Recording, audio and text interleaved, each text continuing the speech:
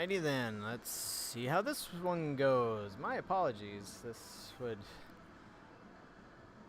not work out for a professional live stream. But at least from what I can see on YouTube here, it seems to be better. So, okay. I will see if anybody can find me again. Or if anybody wants to come back to finish this up. Let me delete message. Delete.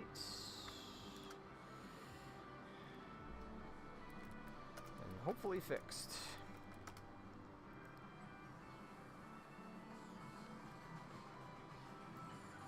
And then once been joined by somebody, then we'll continue on.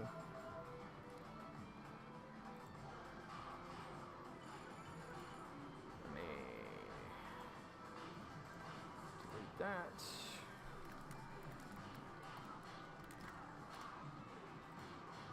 Right, checking my stream here on YouTube. It looks okay. So again, if this is stuttering badly to you, then let me know.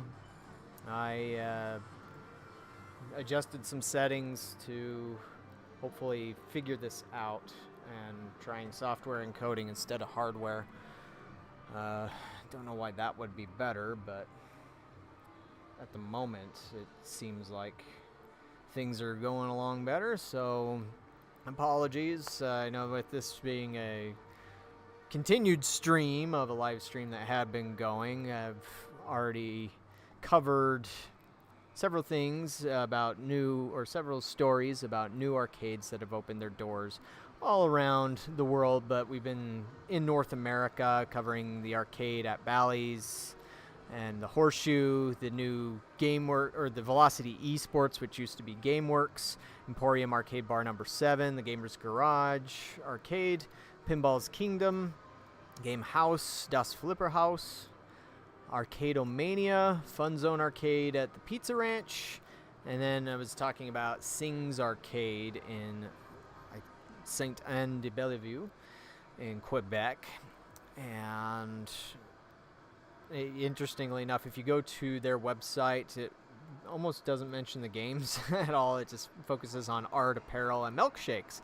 And he seems to create a lot of milkshakes that have cereal in them. Sounds good, but I have no plans to be visiting Quebec anytime soon. But if I do, then I will be sure to drop by and check them out. I'm just checking my stream here to make sure that things are okay. I guess this is why you're supposed to have a producer and a studio and all that stuff. I don't have this. The old Microsoft camera that I have is not that great either. But anyways, continuing on. We've got a couple of bowling centers that opened up out there. Galaxy Strikes Bowling Center in Warrenton, Virginia. And it mainly was, I couldn't find out anything about the arcade really. Just saw one picture, saw some redemption stuff, some sports stuff, but wasn't able to find out what kind of video or pinball they might have. Their main website is here, and it also is mainly focused on the bowling aspect. It mentions the arcade, $1 to $2 depending on the game, and mini golf and stuff, and so that's in Virginia. And then there's Monkey Rock Entertainment in El Paso, Texas, and it's kind of similar to the Galaxy Strikes one, mainly focused on bowling, but at least when you pull up their website, it has their arcade in the background, although that was the only picture I could seem to find about it. I mean, it mentions other attractions like that would be VR, Hologate VR, as you can see on the headsets there. They also have some sports simulators. I've seen a number of these over the years. I'm not sure which one that might be in particular, although I also think that there's more than one of these out there. But okay, there we go. So I've got some Superbikes 2 machines, Nitro Trucks, Rabbids Hollywood. I haven't seen that one too often. And let's see if on their attractions mentions the virtual sports, which have been growing in popularity recently. There's the arcade. And again, it looks like a standard kind of family entertainment center mix, although from the pictures only being from a couple of different angles, it doesn't look huge, but I'm not sure. It doesn't say how much space is dedicated to the arcade there. Mini golf, rock climbing, etc. And that kind of wraps up North America for us.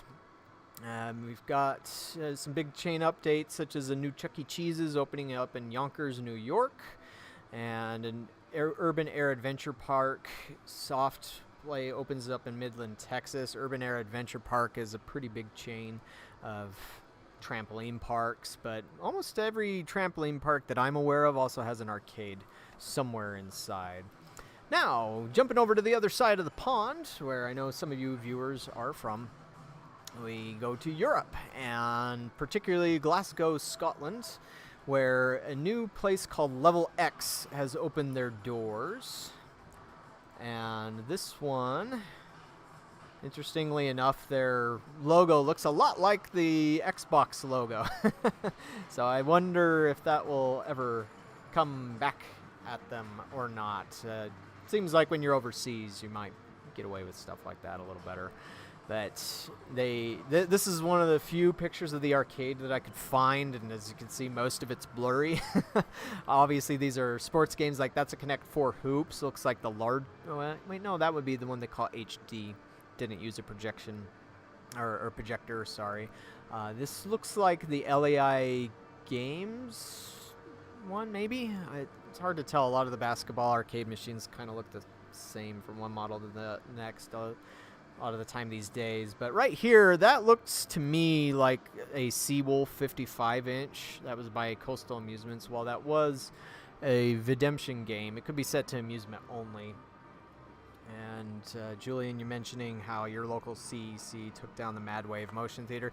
I guess that might not surprise me because, I mean, Mad Waves being an older version of the Typhoon, essentially, it's very possible that getting the parts for that just becomes untenable and it becomes too expensive to keep it running.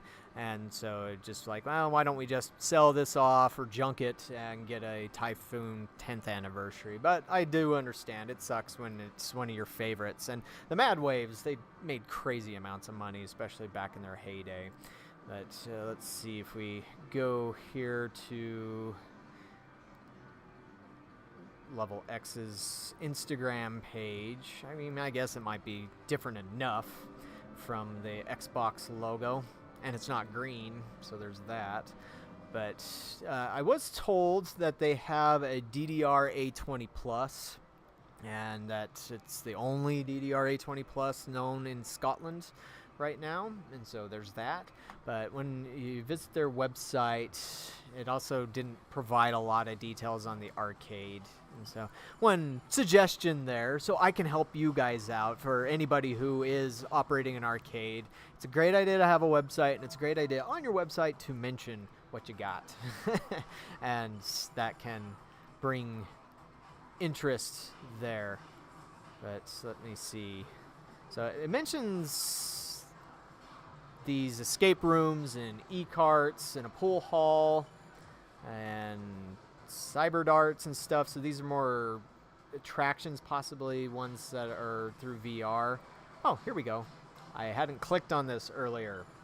So they have a Storm Racer G, which is done by Wallop and Sega. It's a if you haven't played Storm Racer G, it's basically Ridge Racer, just a modern version of that, and this has a motion base, and so it's a cool game. I almost got one once.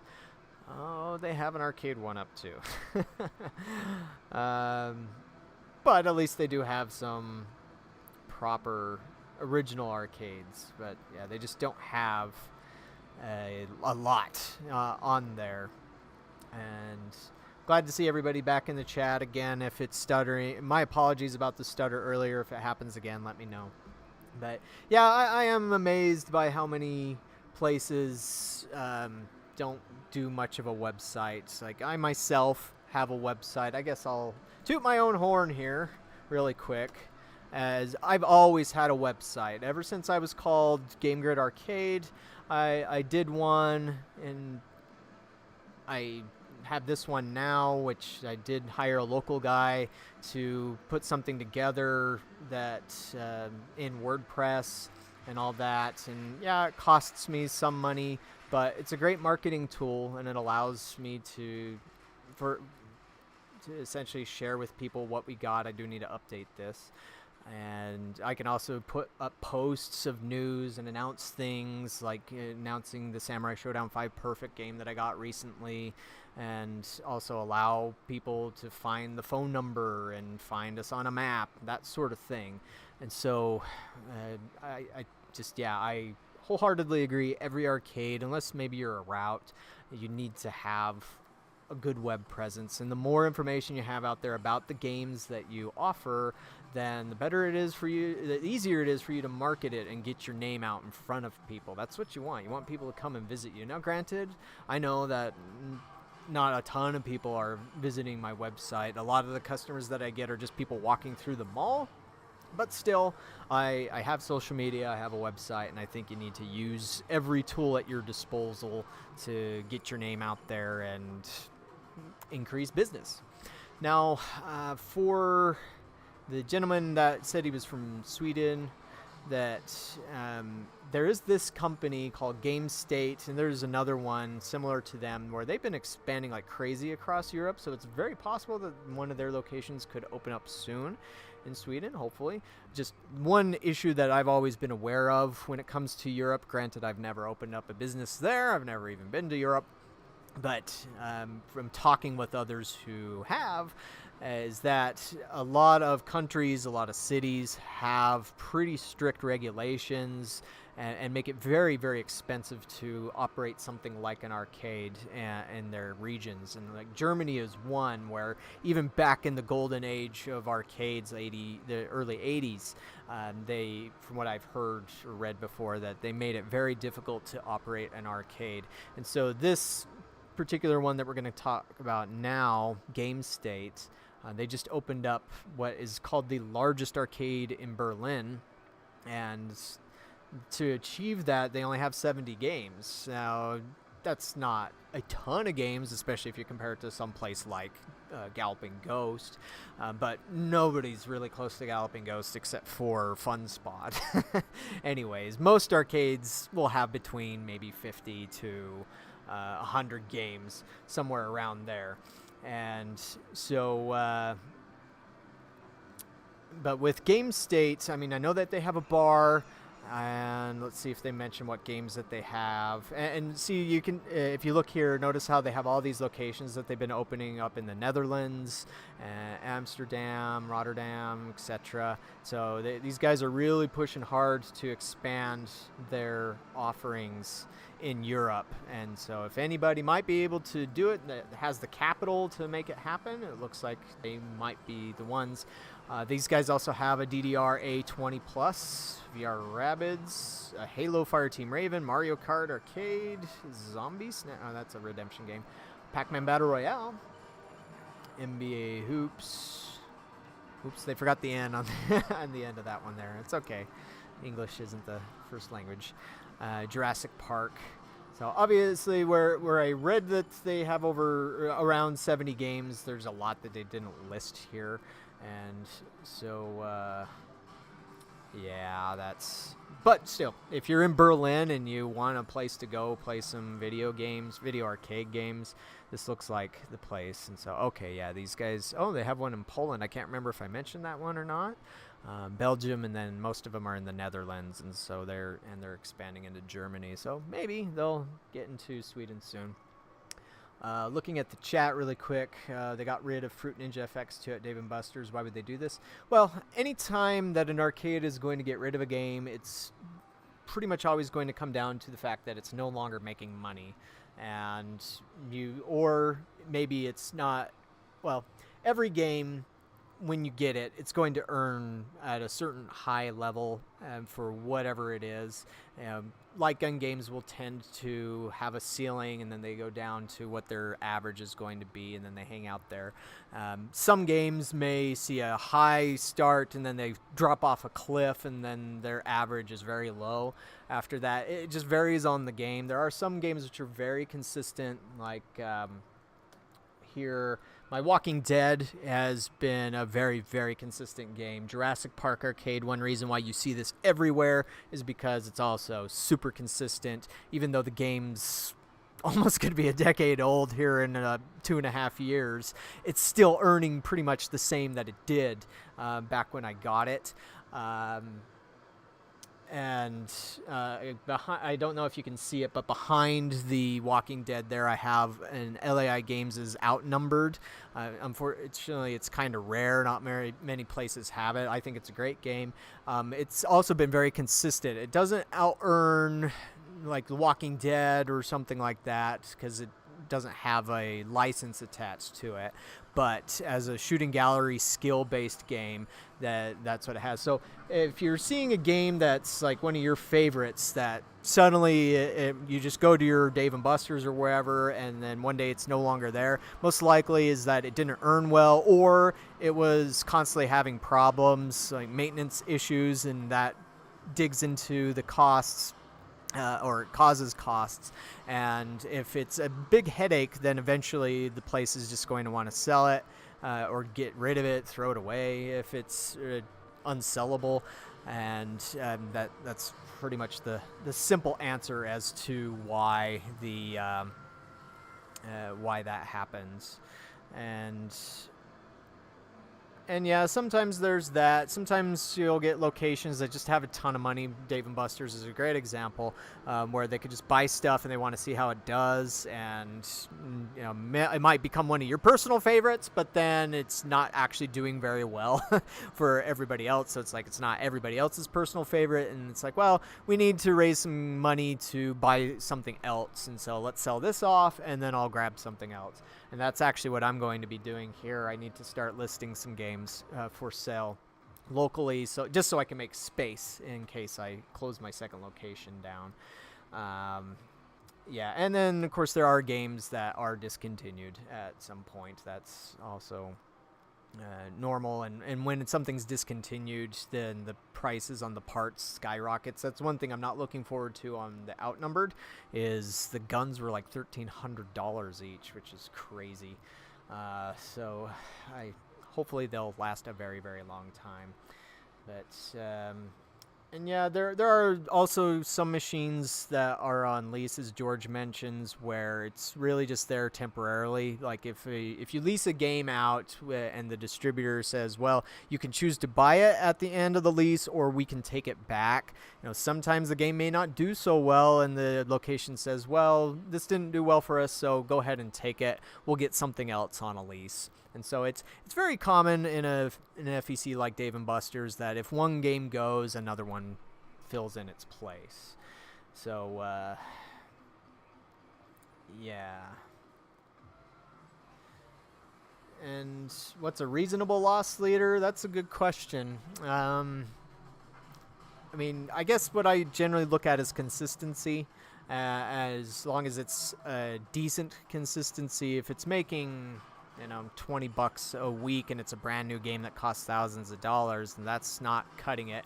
I guess you'd really need to look at the return on investment over the course of a year, maybe 2 years, depending on the game.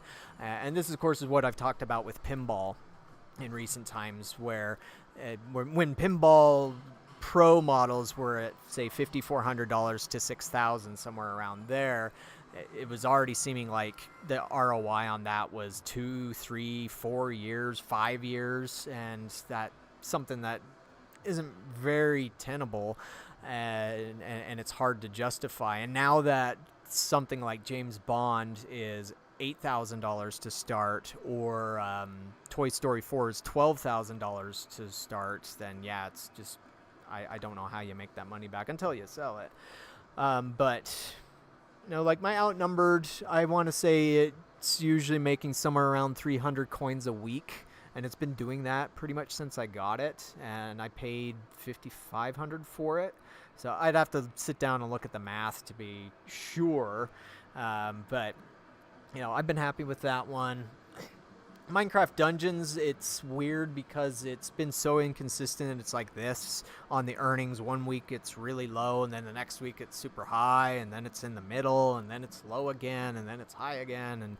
But looking at the overall earnings over the course of a year, it's actually been doing pretty solid. My Maximum Tune 5 over here has also been doing great. And so, there are lots of those considerations, and sometimes I have to admit it's gut feeling, but I also do try to look at all the solid numbers of things. But anyways, that was a tangent there. But those cards are not cheap, which I'm not super excited about. But there is Series 2 coming. Well, I've been told within the next few weeks we'll have Series 2 cards, and so I'll be doing an update about that. One thing that I have heard a lot about is Injustice Arcade. I've actually gotten people calling me out of the blue asking if I have an Injustice, and when that first came out, there was no interest in it. I never got calls, never had people coming in asking if I had it. But by the time they seemed to get to Series 3 cards, it had generated a lot of interest in card collecting circles, and so I'm hoping that's kind of what happens with Minecraft Dungeons, is that it just eventually will get there to be all these kids want to collect Minecraft cards, hopefully. Anyways, 8-Bit Micro Arcade Bar in Bolton, UK. And so this one is like the Arcadomania, and it looks like a little bit of Level X, where they... Oops, wrong one.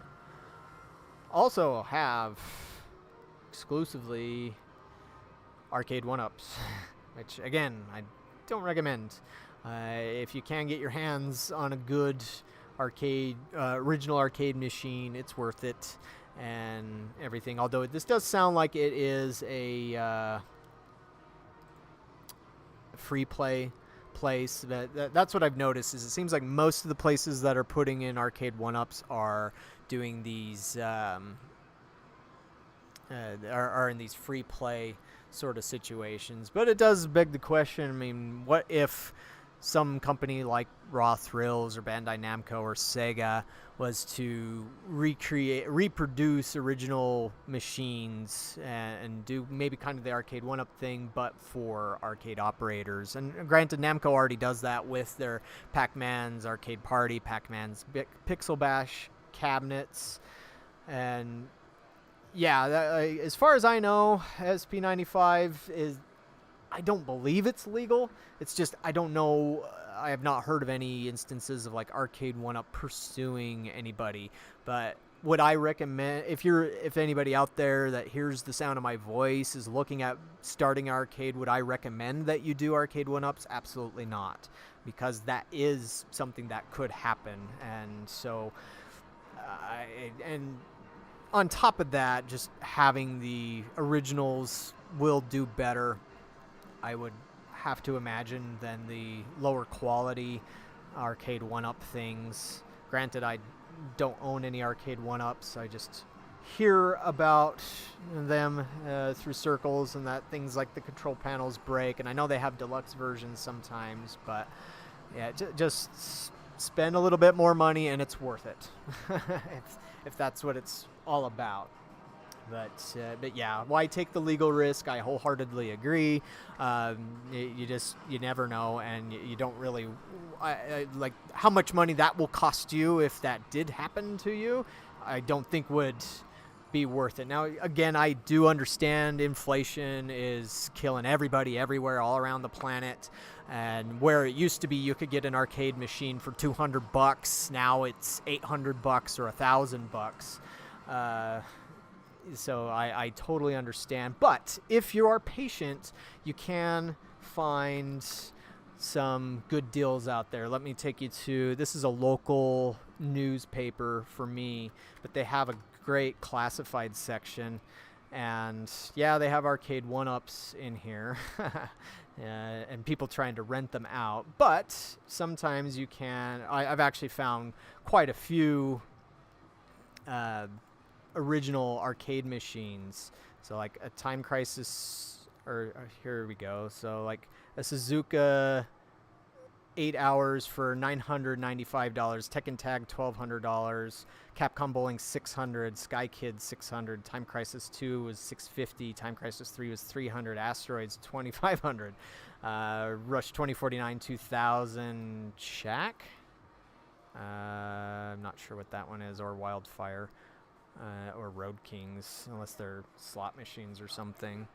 But yeah, so like depending on where you look, the classifieds, or I know you can go on eBay. I've never bought anything off of eBay myself, or anything. Hi, how's it going? Hi. Now, if there's anything that's off, let me know. I can turn it on for you. Okay, awesome. Thanks. But as I was saying here, if you're patient, you can find some good deals. Yeah, I wouldn't pay $2,000 for a Rush myself. I love Rush 2049. Or like this is way too high in my opinion for an Asteroids, $3,000. So that's definitely inflation. I remember pre-inflation skyrocketing Asteroids. You could usually find those for $700-800. Somewhere around there, I think. And of course, there's lots of these MAME things that you should not put into an arcade. Here's an original Virtua Fighter for $1,200. I don't know what those normally go for. Oh, you paid $100 for your Rush. Nice. That's the way to go. $500 for Hydro Thunder. Nice, I guess. It's not too bad. $450 for Cruisin' Exotica. Those are definitely conversions from a USA. Oh, an electromechanical game, $750. Yeah, there's auctions. That's one, Captain's Auctions. It's out in California. I've never jumped on that myself, but I've seen them at trade shows, and I've seen that they have stuff.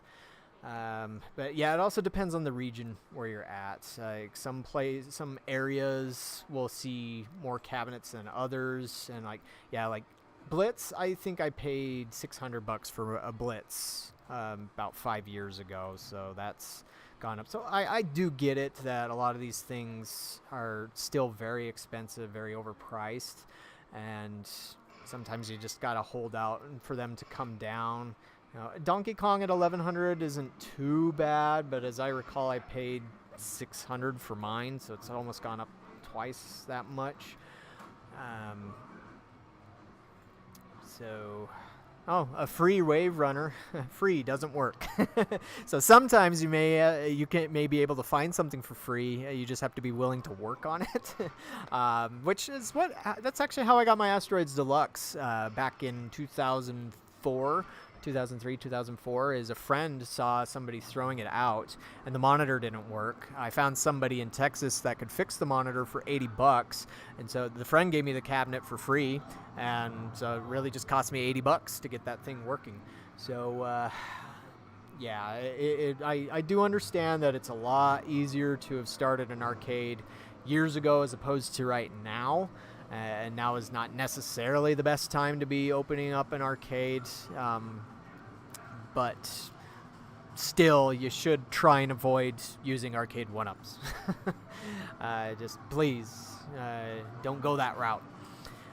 And then I don't mention South America very often in location watches. I'm not sure why that is. Back when I sold arcade machines, I would occasionally get calls from Brazil, but the importation laws into Brazil are crazy insane, and there's just a lot of corruption that tends to go on there, and so it usually costs you twice as much just to get it through customs as it did to buy the equipment and ship it down there, so I never managed to sell anything there. But as you can see here, Chuck E. Cheese's has gone to Suriname, and I think they're in Paramaribo. The stories don't say where they opened up exactly, but I would have to assume that they would open up in the capital of the country. But very interesting design. I just have to assume that was some other kind of shopping center that they've just adapted into a Chuck E. Cheese's and all that. But moving on from Suriname and Chuck E. Cheese's, we get to the east, Middle East, eastern side, Oceania, Australia, New Zealand, all those places. And so there's a new location. This is a chain that exists in Australia, and I see George mentioning that Australia's been having a problem with getting light gun replacements, because of gun laws and replica fees. That sucks. And it's like the gun shells on arcades are not like real guns, but I guess they're gonna find some way to hit you there. That sucks. But this Archie Bros Circuit Electric is a chain that exists in Australia, and they've just opened up a location over in Christchurch, New Zealand. Let's take a look. I guess this would be their main website, and so all of their locations have a circus sort of theme to them. If you have any questions, let me know. Okay. And if there's anything that's off that you want to play, let me know too. I can turn it on. Let me see if this mentions the New Zealand location or not. I guess not, really. Our venues.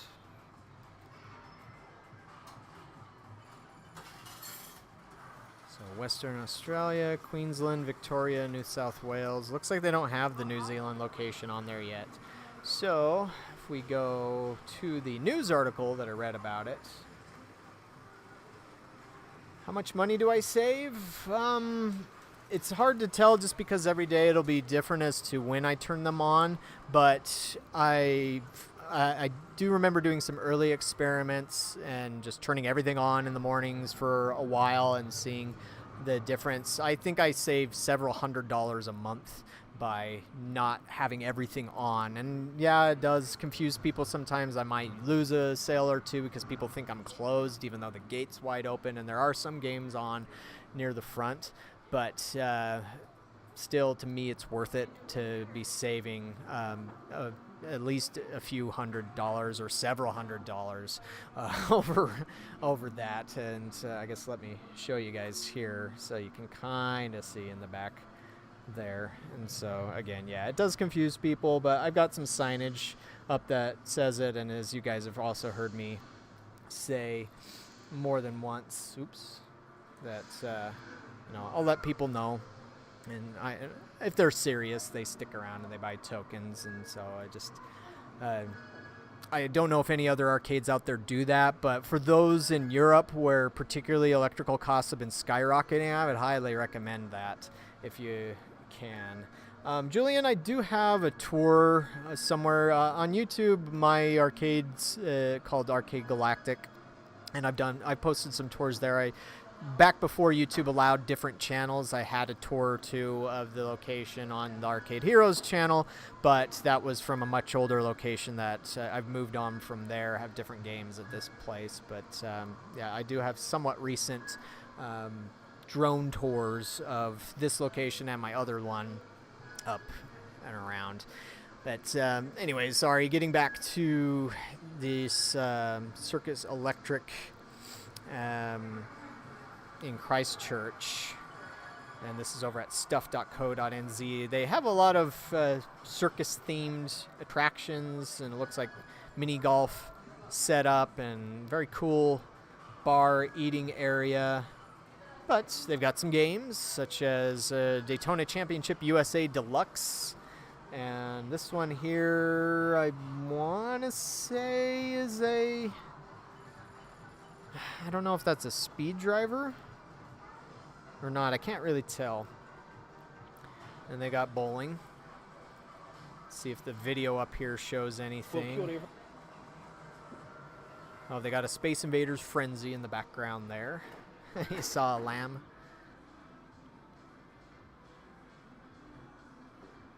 Of course, I guess I might not get dinged since this isn't a YouTube video. 8 lanes of bowling, but you 18 holes of mini golf, 2 bars. Please take it easy on the shifter. A kitchen, we've even thrown in some karaoke for good measure. So the Holy Moly courses are made of there really quick. Let's see. Oh, it's Asphalt 9 Legends DX, and they got Mario Kart DX. They've got those those same card readers that we saw at the Las Vegas location, the Space Invaders. Looks like it may be a Unis game there, one of those 4-player mounted gun games, or some Chinese one, a Hungry Hungry Hippos. Let's see. Hey, money. Huh. Interesting kind of place to have there. Maybe it is a petting zoo. I'm not sure. From what I read, I don't think I saw, or it looks like it's fake, so it's just part of the mini golf, I guess. But very nice, elaborate looking mini golf sort of setup. Yeah, I remember asking Adrenaline about the Hungry Hungry Hippos at IAPA last year, and they said that they had re-engineered it to be more durable, but I still hear that they're broken everywhere. So, I don't know. It's not one of the games that I grab. As you guys know, I'm not into Redemption.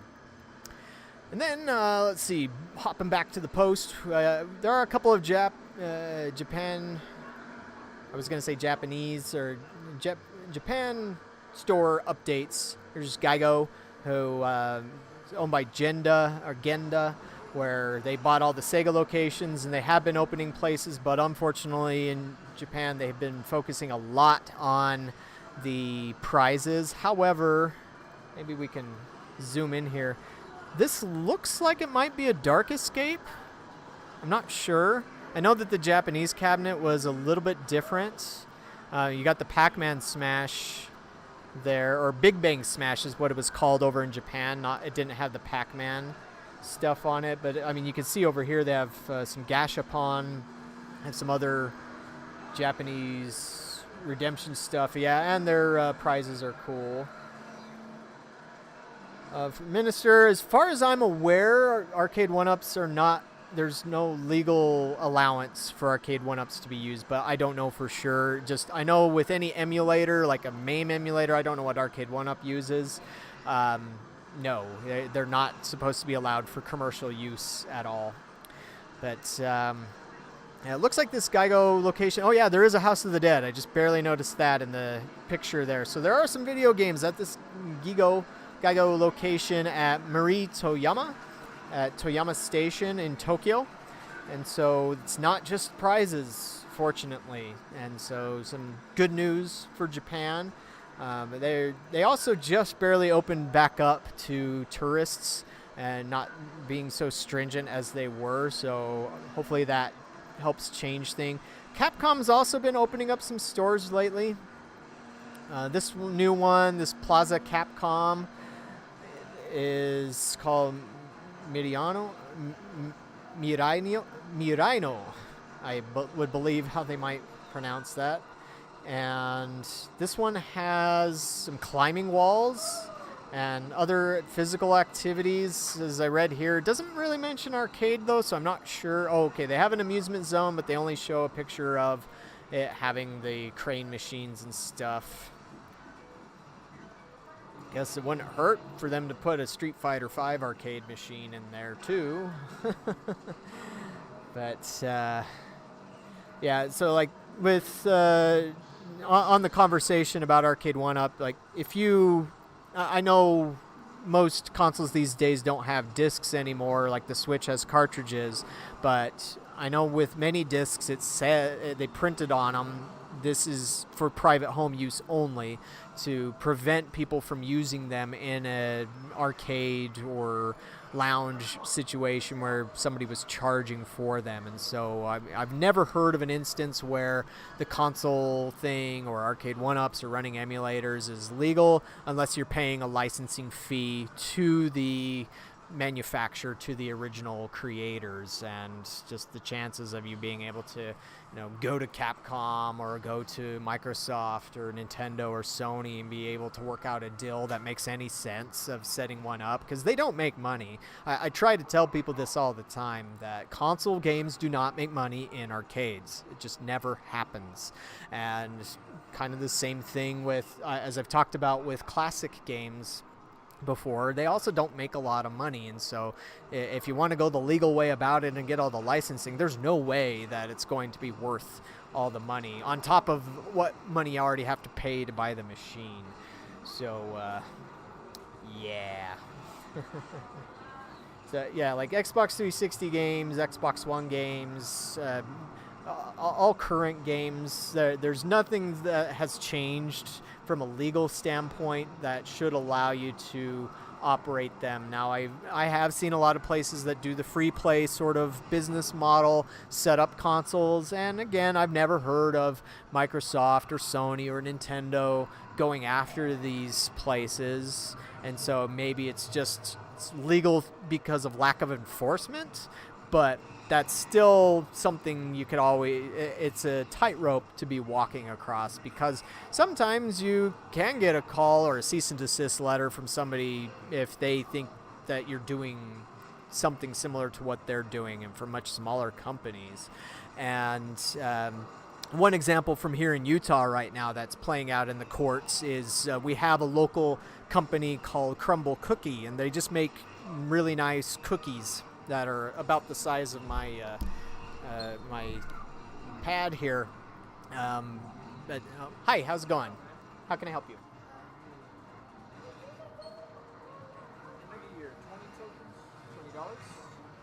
Or $5? Okay. Go ahead, tap, insert, or swipe.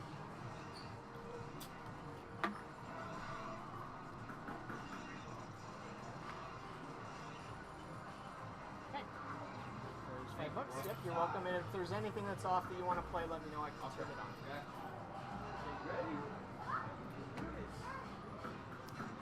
But so there's a cookie company that started here in Utah, and some other companies popped up doing a similar sort of thing. Now their logos are different, but they use a similar business model of changing out flavors once a week, and they of course put cookies in boxes like anybody else would.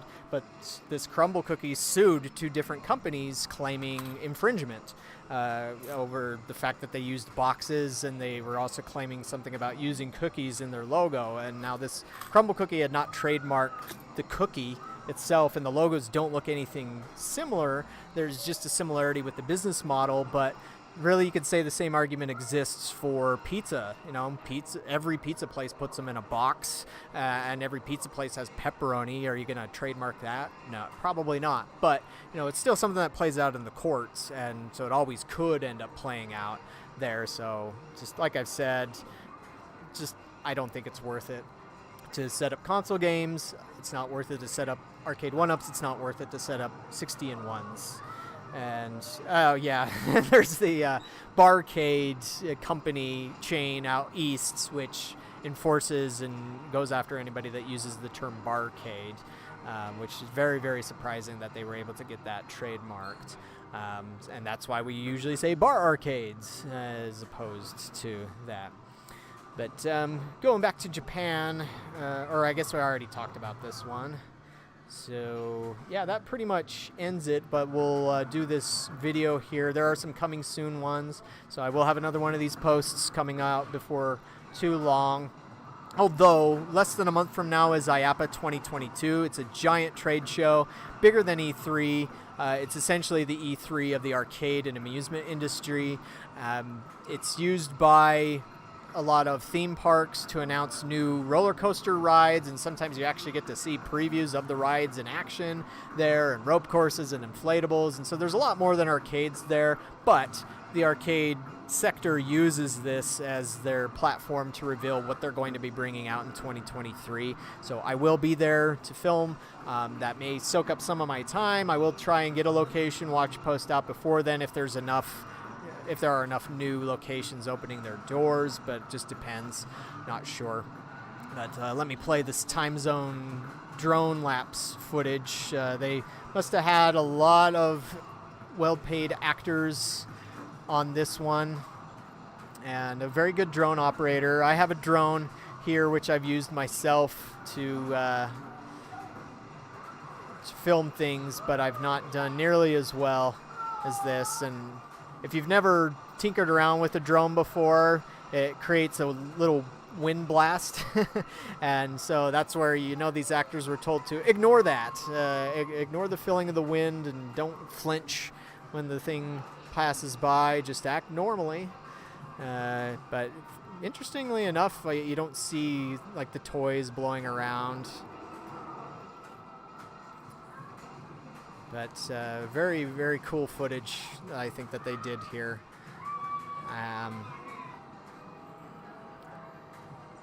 Right, yeah, that's what I got to do. I think mine might be able to follow a path, but I've not tinkered with that yet. Oh, here we go. Here's the arcade. Of course, this being Time Zone, they're going to have some arcade games that we may not see very often here in the States. In the laser tag arena.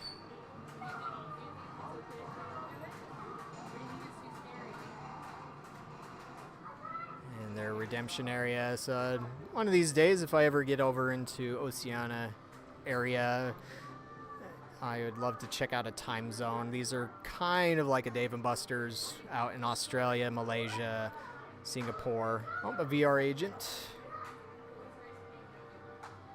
One of those games that they just passed I'd never seen before. Seeing several Unis games in this one. Photo booths are great for the drones to pass through. Some raw thrills stuff. And now going into the golf club, or the mini golf area. Looks like I'm gonna have to go turn on some machines, so I'll let you guys keep watching this.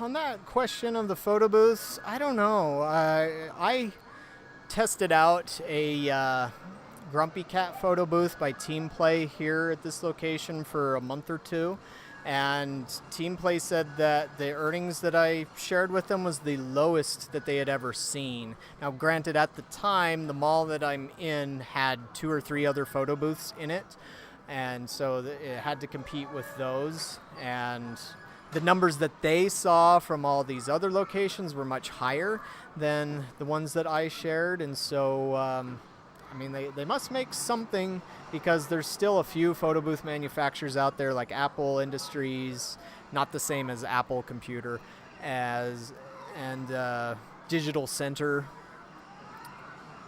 In fact, the ones that we've seen in this video are from the Apple Industries company, like the Photo Studio Deluxe. But yeah, it's hard to say. Now, granted, I know like Digital Center, I think Apple Industries does allow you to print photos from your phone. So like if you want a physical photo copy, then you can do that with your phone. I know Digital Center for sure does that. And so that's one way that they can generate revenue. That's cool. Oh yeah, the half lanes. But yeah, I don't know either. That was one thing I learned when I was selling arcade equipment was there's all these different size bowling lanes. So like the professional size bowling lanes, or the full length ones, are something close to 100 feet, like 96 and a quarter or something like that. And so, but yeah, those are all the locations. These are the ones coming soon. That's covered in this post, so you can find it right on the front page of arcadeheroes.com. And as more news comes along of other locations that are coming soon, I'll be sure to share. And as I've already mentioned more than once, I will be at IAPA. Now, got something that I'm still trying to figure out, but let me inform you guys already so you can get excited. I'm going to be doing a giveaway of Cruisin' Blast, a physical copy on Switch, signed by Eugene Jarvis. So I'm actually going to get my hands on this at IAPA, and then we'll figure out a way to do a sort of raffle for that. So if anybody wants to have a chance at getting a Eugene Jarvis signed copy, stay tuned. But no, not the $12,000 machine. So just the Switch copy. But still, should be fun. Haven't done a giveaway before, so should be interesting to see. If you have any questions, let me know. Can we purchase with the credit card? Yeah, sure. much would you like to do? Maybe $10. Sure. Go ahead, tap, insert, or swipe. There's 5. There's 10. And if there's anything that's off that you want to play, let me know. I can turn it on. Okay. Thank you. But also in the run-up to IAPA, we generally start getting more news as to what new games are going to be showing up there. I will do an IAPA preview. I'll probably do a live stream IAPA preview, and I'll work to make sure that my live stream is janky from here on out too. But thank you guys for watching. Thank you for coming back. Again, apologies about what happened earlier on that. And we'll catch you next time.